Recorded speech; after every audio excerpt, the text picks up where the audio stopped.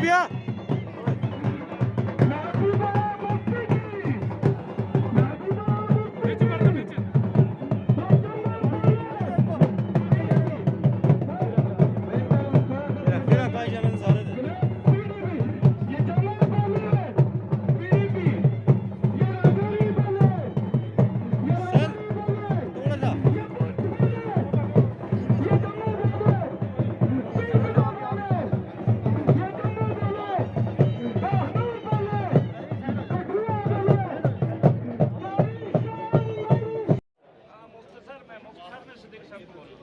उधर पीछे बैठ सिर्फ 3 आयतें।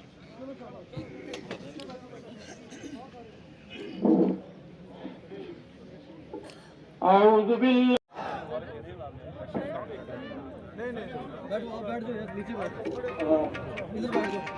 तमाम लोगों से गुजारिश है कि अपनी सीटें जो है वो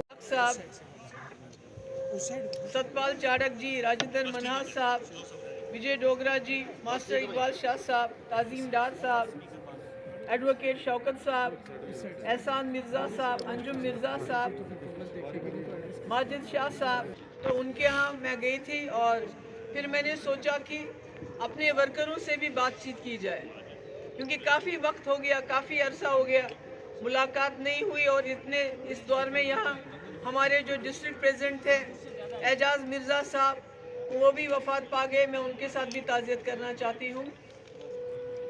तो आज तो यहाँ बहुत ही धुआंधार तकरीर की, सुरेंद्र चौधरी साहब ने सब कुछ बता दिया। मेरे लिए कोई ज़्यादा बताने के लिए नहीं है। मकसद ये है कि इन्होंने बिल्कुल सही कहा कि हम बहुत मुश्किल हालात से गुजर रहे हैं, और जब तक हम इकट्ठे नहीं हो जाएंगे तो हम लोगों का ऊपर PHGD में इकट्ठे होने का कोई फ़ायदा नहीं। जब तक निचली लेवल पे, निचली सतह पे हम लोग इकट्ठे नहीं हो जाते, क्योंकि बड़ी मुश्किल हालात का सामना है इस वक्त। और ये मुश्किल हालात सिर्फ जम्मू कश्मीर में नहीं है, ये पूरे मुल्क में है। कोई बात करता है तो उसको जेल में डाल दो, कोई आवाज़ उठाता है तो उसको बोलो ये मुल्क के मुखालिफ है, एंटी नेशनल है। कोई नौजवान JNU हो, अलीगढ़ मुस्लिम यूनिवर्सिटी हो, बात करते हैं तो इनको बोलते हैं टुकड़े टुकड़े गैंग है, ये मुल्क के टुकड़े टुकड़े करना चाहता है। किसानों को बोलते हैं ये खालिस्तानी है। जो CAA में निकले उनको बोला ये पाकिस्तानी है। हम जम्मू कश्मीर को लोगों को तो बोलते ही हैं कि हम जी मिलिटेंट हैं, टेररिस्ट हैं। तो ऐसे में जब जम्मू कश्मीर में बड़े ही अजीब किस्म के हालात बने हैं, कहते हैं कि यहाँ जब से 370 हमने हटाया, यहाँ अमन कायम हो गया। अमन तो कब्रिस्तान में भी होता है। ये तो वो वाला अमन हमें नहीं चाहिए कि आपके मुल्क की जितनी भी एजेंसीज है उनको आपने लोगों के पीछे लगाया है। कोई बात करता है तो उसको पकड़ के ले जाते हो, उसको डराते हो, धमकाते हो। ये तो नहीं चलेगा।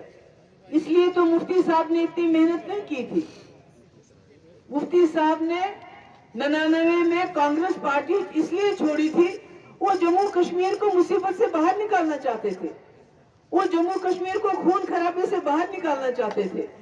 और जब उनको मौका मिला, मुझे याद है मैं यहाँ कोटदाड़ा, बलजराला और कौन सी जगह है, फतेहपुर, फतेहगढ़, दरहाल टोपा, कोई जगह ऐसी नहीं जहाँ मैं नहीं गई हूँ जब हालात खराब थे। मगर जब मुफ्ती साहब, जब हमने PDP बनाई तो हमने लोगों को बोला कि हम जम्मू कश्मीर को इस मुसीबत से निकालेंगे। और हमने जब सरकार बनी तो कोशिश की कि जो हमारे बॉर्डर पे फायरिंग चल रही थी ये बंद हो जाए, सुकून हो। क्योंकि जब अमन हुआ तो आपको यूनिवर्सिटी मिली, अमन हुआ तो आपके थाना मंडी में कॉलेज मिला। जब अमन ही नहीं होगा तो तरक्की कैसे होगी।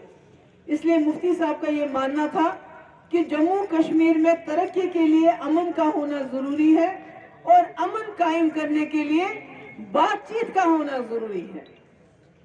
जो बातचीत वाजपेयी जी के वक्त में पाकिस्तान के साथ भी हुई, जम्मू कश्मीर के लोगों के साथ भी हुई, बॉर्डर पे सीज फायर भी हुआ, हुर्रियत वालों से बातचीत हुई, LK Advani deputy prime minister से उन्होंने बातचीत की।